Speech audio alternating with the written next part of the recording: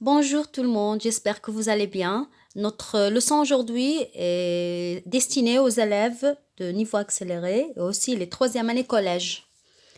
Alors, aujourd'hui on va faire une leçon sur les étapes du récit. Comment rédiger un récit, une histoire, un conte, n'importe. Ok. Alors, voilà, les étapes du récit. Pour rédiger un récit, il faut respecter certaines étapes. Ça veut dire le schéma narratif. C'est quoi le schéma narratif? Le schéma qui sert à narrer un conte, un récit, une nouvelle, n'importe. Alors pour raconter, narrer ça veut dire raconter, ça veut dire relater. Alors pour narrer un récit, bien un conte, alors il faut respecter quelques étapes du récit. On va voir quelles sont ces étapes-là du récit et pourquoi il faut suivre ces étapes-là.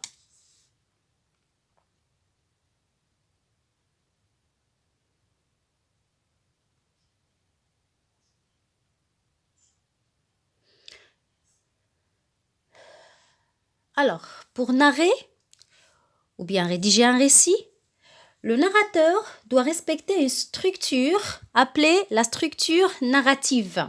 La structure narrative, ça veut dire le schéma narratif que je vous ai montré tout à l'heure, ou bien qui contient les 5 étapes. Alors, pour narrer, ça veut dire raconter. Ou bien rédiger un récit, le narrateur, c'est la personne qui narre, c'est la personne qui raconte, doit respecter une structure, ça veut dire pas mal de règles, qui s'appelle la structure narrative. Alors, c'est quoi la structure narrative? La structure narrative, c'est le schéma narratif qui contient 5 étapes. Alors, pourquoi on va suivre cette structure narrative? Parce que la structure narrative ou bien le schéma narratif, ce schéma-là, il permet de mieux comprendre le déroulement d'un récit. Quand tu rédiges un récit, pour mieux faire comprendre ton récit aux autres, alors tu dois suivre les 5 étapes que je vais vous montrer dans quelques instants. Alors, il permet à comprendre le déroulement d'un récit, ça veut dire comment le récit se déroule, comment il se passe. Ok. Le schéma narratif est constitué de 5 étapes. Il comporte 5 étapes. Quelles sont ces 5 étapes? Ça veut dire 5 parties. C'est la structure narrative, bien sûr. La structure, comment on rédige un récit, en respectant les 5 étapes. La première étape est la situation initiale. Autrement dit, l'état initial. D'accord. C'est quoi initial? Initial, ça veut dire le début. La situation initiale. Pour raconter n'importe quel récit, alors, il faut avoir un début. Une situation initiale. Qu'est-ce qu'elle contient, cette situation initiale? Alors, c'est une situation stable où l'on présente les personnages, ça veut dire qui est dans le récit, qui joue dans le récit. D'accord? Quels sont les personnages de ce récit? Alors, tu présentes les personnages. Aussi, le temps. Ça veut dire quand se déroule ce récit, aussi les lieux où se déroule ce récit, et aussi le contexte, ça veut dire qu'est-ce qu'il y a, quoi, qu'est-ce qui se passe dans ce récit. Alors, on appelle ça la situation initiale. Ça veut dire tout simplement le début. De quoi? Du récit, bien sûr. C'est ça la situation initiale. C'est une situation stable où l'on présente les personnages, le temps, les lieux, le contexte, etc. Alors, c'est le début du récit. Ça, c'est quoi? C'est la première étape. La première chose que tu fais quand tu veux raconter, ou bien narrer, ou bien faire un récit. Maintenant, on passe à la deuxième étape. Alors, après avoir présenté les personnages, le lieu, le temps, le contexte, là, tu passes à la deuxième étape. Avant, la situation était stable, il n'y a pas de problème. Maintenant, on va passer à la deuxième étape, qui est l'élément perturbateur ou bien l'événement perturbateur. Les deux sont justes. On peut dire l'élément ou bien l'événement perturbateur. C'est quoi l'événement perturbateur? C'est un événement qui perturbe la stabilité de la situation initiale. Ok. C'est-à-dire, c'est le problème. Voilà. Alors, c'est un événement qui est inattendu. C'est quoi inattendu? Imprévu. C'est quoi imprévu? Ça veut dire, tu caches IM, tu trouves prévu. Alors, imprévu, c'est le contraire de prévu. Imprévu, ça veut dire que tu attendais pas avant. Alors, la situation était stable, calme, pas de problème. Hop, dans la deuxième étape, il y a un événement, une action inattendue, une action imprévue. Voilà, j'ai déjà expliqué ici. Imprévu, c'est-à-dire inattendu, un événement qu'on n'attendait pas. Cet événement-là, qu'est-ce qu'il fait? Il annonce un changement. Un changement de quoi? Un changement de la situation initiale. Un changement de la stabilité. Un changement dans le récit. Qu'est-ce qu'il fait cet événement qui dérange la situation initiale? Il perturbe la stabilité de l'état initial, ça veut dire de la situation initiale. J'espère que c'est clair. Alors, on a dit la situation initiale, puis l'événement perturbateur, ça veut dire le problème, ou bien la problématique. La troisième étape, c'est le déroulement des actions. Ça veut dire, voilà, les péripéties. C'est quoi les péripéties? Alors, les péripéties, c'est la troisième étape du schéma narratif, de la structure narrative. C'est la succession des événements. Qu'est-ce que ça veut dire la succession? C'est la suite. Ça veut dire les événements, comment ils se déroulent, le développement des événements. Qu'est-ce qui se passe après l'événement perturbateur? Alors, comment le héros réagit, ainsi de suite. Ça veut dire la suite d'actions et le développement des événements. C'est ça les péripéties. Les péripéties, alors, c'est la suite d'actions et le développement des événements. On l'appelle les péripéties. C'est la succession des événements. Comment se déroulent les événements après la problématique. Maintenant, on passe à la quatrième étape. La quatrième étape, c'est le dénouement. C'est quoi le dénouement? Le dénouement, c'est la résolution du nœud. C'est quoi? C'est la résolution du nœud. Alors, ça veut dire, on trouve une solution au problème. Alors, le nœud, c'est, si tu veux dire, la complication, bien le problème, c'est l'événement perturbateur. Alors, c'est la résolution du nœud. On passe maintenant à la cinquième étape et la dernière. Puisque c'est la dernière, ça veut dire la situation finale. C'est la fin du récit. Qu'est-ce qui se passe dans la fin du récit? Alors, la fin du récit, c'est le retour à la stabilité, c'est le retour au calme. Alors, le conte revient à son calme qui était au début. Cette situation finale, soit normalement, soit elle est heureuse, soit malheureuse. Soit une fin heureuse, soit une fin malheureuse. Et c'est la fin du récit. D'accord. Bref, alors comme on l'a dit tout à l'heure, le schéma narratif est composé de 5 étapes. La situation initiale, l'événement perturbateur, les péripéties, le dénouement et la situation finale. On continue. Ah oui, sans oublier bien sûr les temps du récit. Pour raconter, pour faire un récit, un conte, on doit employer les temps du récit. On les a déjà vus, les temps du récit. Parmi les temps du récit qu'on utilise souvent, c'est l'imparfait et le passé simple. J'ai déjà expliqué quand est-ce qu'on peut employer l'imparfait et j'ai déjà expliqué aussi quand est-ce qu'on peut employer le passé simple. Pour niveau accéléré, je ne les ai pas encore expliqués, je leur ai pas encore expliqué cette leçon. Alors, l'imparfait, en bref, je vais dire, l'imparfait exprime une action qui est habituelle, une action qui dure. Pour la description, on emploie l'imparfait. Le passé simple, c'est pour une action rapide, une action achevée ou bien une action soudaine. Voilà. Après, je vais faire une leçon juste pour les temps du récit, comment conjuguer les verbes au temps du récit, quand est-ce qu'on peut employer l'imparfait et le passé simple. On continue. Récapitulons maintenant. Alors, les étapes du récit sont 5, comme vous les voyez devant vous. La première étape, c'est la situation initiale, comme je l'ai déjà expliqué tout à l'heure. C'est le début du récit, présentation des personnages, du lieu, du temps, contexte et tout. La deuxième étape, c'est l'élément perturbateur, ça veut dire l'événement qui perturbe la situation initiale, c'est la problématique. La troisième étape, c'est les péripéties. Ça veut dire la succession des événements.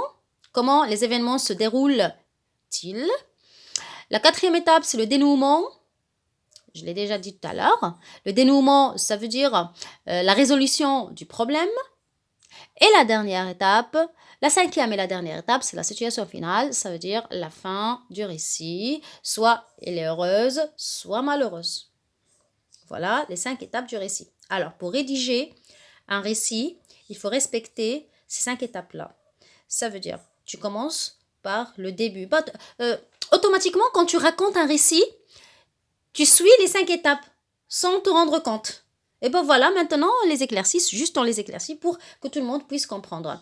Alors, il y a le début, l'introduction, puis tu passes au développement, tu présentes l'événement imprévu. Alors, souvent, on le commence par soudain, brusquement, tout à coup, un jour, ainsi de suite. Bon, on continue. Après, on va faire des exercices pour mieux comprendre. Et voilà, travail à faire. Je vais vous donner un petit travail, très simple au début, et après, on va voir d'autres exercices à faire. Ok. Rédigez, s'il vous plaît, un événement imprévu, c'est-à-dire inattendu, c'est-à-dire qu'on n'attendait pas avant. Si vous cachez le IN, vous allez trouver là attendu. Ça veut dire que tu y attends. Inattendu, ça veut dire que tu y attends pas avant.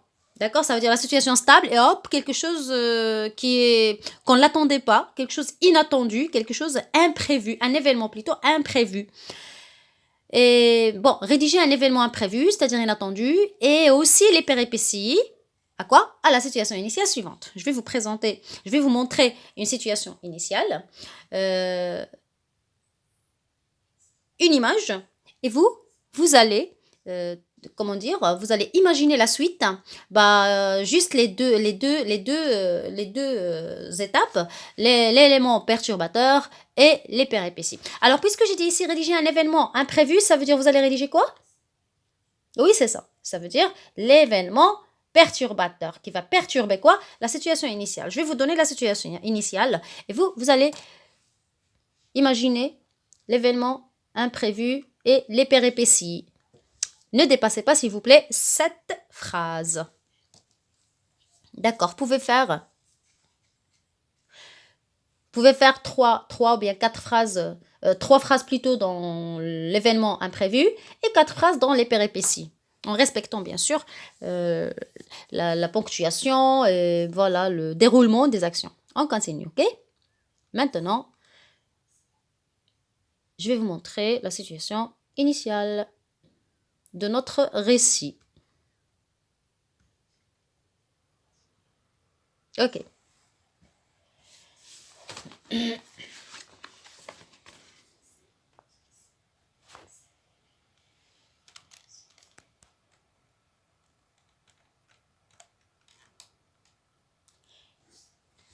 Il était 9h du matin. Nous étions à la maison, chacun ce qu'il faisait.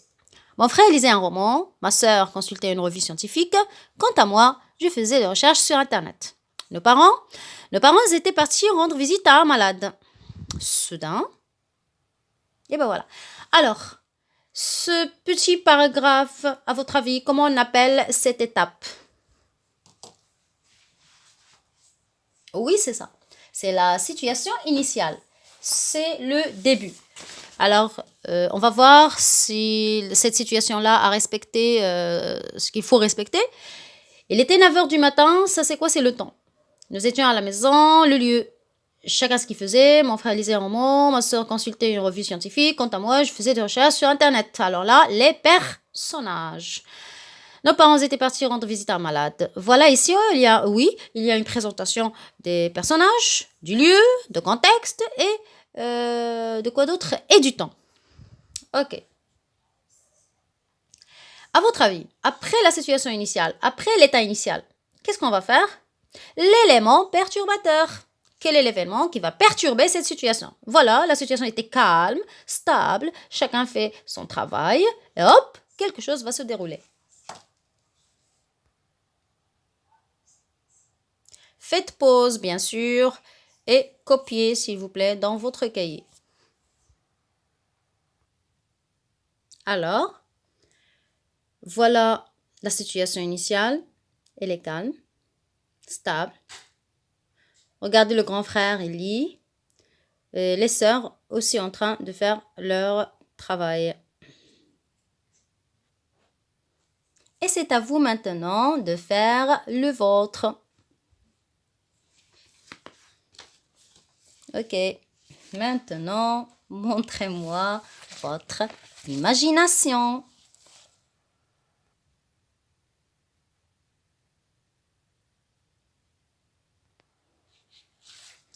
Alors, les élèves qui vont entendre leur nom et leur prénom doivent m'envoyer leur nom et leur prénom dans un commentaire. Et aussi, si vous voulez, la suite de la situation initiale, soit dans un message privé, soit dans un commentaire. Et rassurez-vous, même si vous l'envoyez dans un commentaire, les autres ne peuvent pas tricher. Ça veut dire, je ne vais pas accepter un devoir qui est déjà répété. Ça veut dire, si toi tu fais un événement imprévu et tu me l'envoies le premier, le deuxième, s'il fait comme toi, je ne vais pas corriger. Alors, s'il vous plaît mes chéris, vous m'écrivez votre nom et votre prénom dans le commentaire. Alors, Sadouni Abdelrahman, Zouadi Rabi', Ahlal Abir, Ftouh Mariam, Derkawi Sundus, Benshkroun Safa, Shairi, Lakhal, Asherkouk, Touileb, L'Amri, Amr. Aussi, Bennouri Mouna, Makhlouf Mohamed Amir, Rambouk Haïtam et Bou'tim Ayman. J'espère que j'ai oublié personne. Alors, ceux que j'ai pas cité leur prénom parce que les fiches que j'ai sur moi, j'ai seulement les noms de famille et j'ai pas les prénoms sur la fiche de présence. Alors, je vous souhaite bonne journée. Merci. À la prochaine. J'attends vos devoirs bien faits. À très bientôt. Au revoir.